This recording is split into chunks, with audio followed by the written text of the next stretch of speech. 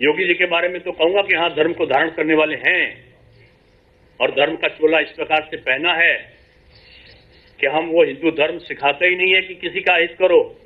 हिंदू धर्म में किसी अन्य धर्म के अपमान की बात ही नहीं है।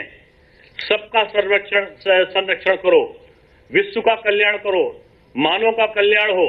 उसमें मानव एक नहीं होता, मानव तो हिंदू भी, मानव मुसलमान भी, मानव हिंदुस्तान में रहने वाला भी, मानव पाकिस्तान में और बांग्लादेश में रहने वाला भी, अमेरिका में भी रहने वाला, इतना विशाल हिंदू धर्म है ये। और उसको आप कह रहे हैं कि धारण करने वाला व्यक्ति ऐसा काम कर रहा है। यानी आपने मुख्यमंत्री के साथ साथ भगवा को भी आपने आरोपित कर दिया। मैं बार बार इस शब्द को क्योंकि दोहरा रहा हूं, इसीलिए कि अंतर्मन में एक कष्ट उत्पन्न हुआ कि आपने अपनी राजनीति में आकर धर्मों की लड़ाई को प्रारंभ कर रहे हैं। आप कृपया करके धर्मों की लड़ाई को मत प्रारंभ करिए। ये हिंदू और मुसलमान का प्रश्न नहीं है, ये भारत के भविष्य का प्रश्न है, ये राष्ट्रीय एकता का प्रश्न है, सबको साथ में लेकर चलने का है, अधिकारों से वंचितों को अधिकार देने का है। आप बार बार एनआरसी का हवा दिखाते हैं, कहां अब एनआरसी कहां लागू हो गया भाई? आप क्यों हवा दिखा रहे हैं? आप गलत तरीके के तथ्य क्यों प्रस्तुत कर रहे हैं? एनपीआर के बारे में कांग्रेस के मैं अगर आप कहेंगे मैं वीडियो रिकॉर्डिंग दिखा सकता हूं। कांग्रेस के प्रवक्ता कहते हुए सुनाई पड़ रहे जो उस समय के प्रवक्ता थे कांग्रेस के, कि 2013 में बयान देके कह रहे हैं कि हम एनपीआर को ला रहे हैं और ये हम जो है नागरिक संशोधन बिल को ला रहे हैं और हम ऐसा कर रहे हैं। वो इस प्रकार की बातें कहते थे। आज आप दुष्प्रचारित कर रहे हो।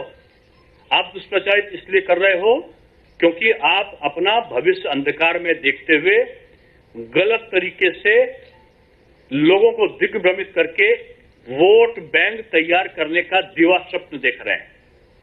आपकी लड़ाई भाजपा के बजाय अब दिखाई पड़ रही कि ये बसपा से है। आप कभी चंद्रशेखर आजाद को खड़ा कर देते हैं, कभी एक ही वोट बैंक पे सपा को लगता है कि कांग्रेस न चली जाए तो सपा उससे ज्यादा कड़वे शब्द बोलने लगती है। जब लगता है कि सपा ज्यादा कड़वे शब्द बोल रही तो उससे भी ज्यादा कड़वे शब्द बोलते बोलते भगवा पर आ जाते हैं कांग्रेस के लोग। मैं समझता हूं इससे बचना चाहिए। और ये आज की जो उनका वक्तव्य है मैं समझता हूं कि निंदनीय है। उनको अपने उस बारे में बोलना चाहिए था कि उन्होंने सीआरपीएफ की बात क्यों नहीं मानी। उनको ये बताना चाहिए था कि सीआरपीएफ को कवर होते हुए उसको सूचना क्यों नहीं दी। उनको ये बताना चाहिए था कि जो उनका नियत कार्यक्रम था उस नियत कार्यक्रम के बजाय उन्होंने अपना प्रोग्राम अचानक चेंज क्यों कर दिया। उनको ये बताना चाहिए था कि उन्होंने हेलमेट नहीं पहना था, उसमें लाइसेंस नहीं था, उसमें कागजात नहीं थे। उनको बताना चाहिए था, वो कहते हम जुर्माना भर देंगे। अरे आप कानून तोड़ोगे और कानून के बाद में उसका सीना जोरी भी होगा कि मैं ऐसा कर दूंगी। आपने कानून को भंग क्यों किया? कानून को भंग करने के बजाय बाद आप योगी जी को कानून का भंग कैसे कह सकते हो? यही मेरे कुछ उनसे प्रश्न है। और मैं समझता हूं कि कानून को जो भी हाथ में लेगा, सरकार किसी प्रकार से शांत प्रिय प्रदर्शन करने वाले लोग, शांत प्रिय ढंग से रहने वाले, चाहे जिस जात के या धर्म के हों, सरकार किसी के खिलाफ न थी, न है, न रहेगी।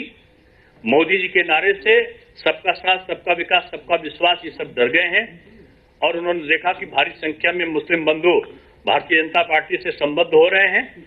उस डर से आकर उन्होंने इस प्रकार को दुष्प्रचार शुरू किया और उनको लगा कि हम हिंदू धर्म पे और भगवा पे अगर आक्रमण करेंगे तो शायद कोई खुश हो जाएगा। आप भगवा को जितना गाली दोगे आपसे कोई खुश होने वाला नहीं है।